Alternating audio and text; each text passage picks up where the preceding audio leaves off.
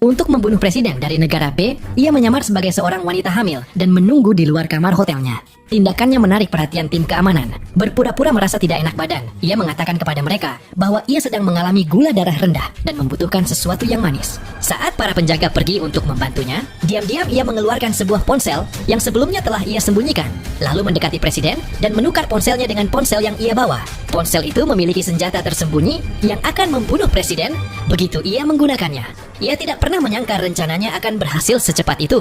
Sebelum sempat meninggalkan hotel, presiden sudah tewas. Kepala keamanan segera memerintahkan semua pintu keluar untuk diblokir dan menginstruksikan timnya agar tidak membiarkan siapapun yang mencurigakan melarikan diri. Tepat ketika Lisa masuk ke dalam lift, seorang penjaga keamanan yang sedang menuju lantai 1 melihatnya. Karena ia satu-satunya wajah asing di hotel itu, kecurigaan langsung tertuju padanya. Tiba-tiba, Lisa mengambil langkah pertama, membuat pria itu terkejut. Sang penjaga dengan cepat mengeluarkan sebilah belati untuk melawan. Terjebak dalam perkelahian dengan penjaga itu, Lisa tidak bisa melarikan diri. Bahkan ketika lift mencapai lantai dasar, ia tidak sempat kabur dan terpaksa membiarkannya naik kembali. Saat itu, pertarungan mereka hampir berakhir. Perut palsu yang dipakainya berhasil melindunginya dari tusukan mematikan.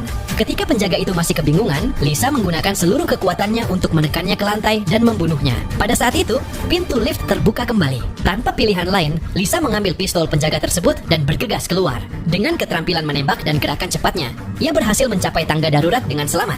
Pelariannya yang mulus hanya mungkin terjadi karena rekannya yang membimbingnya melalui telepon, memberi arahan secara langsung.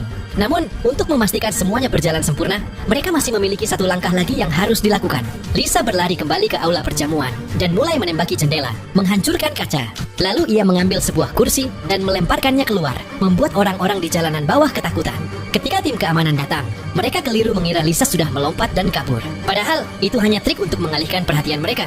Pada saat yang sama, Lisa sebenarnya berada di tangga darurat, sedang berganti pakaian. Ia melepas perut palsu dan kembali berdandan sebagai seorang pelayan.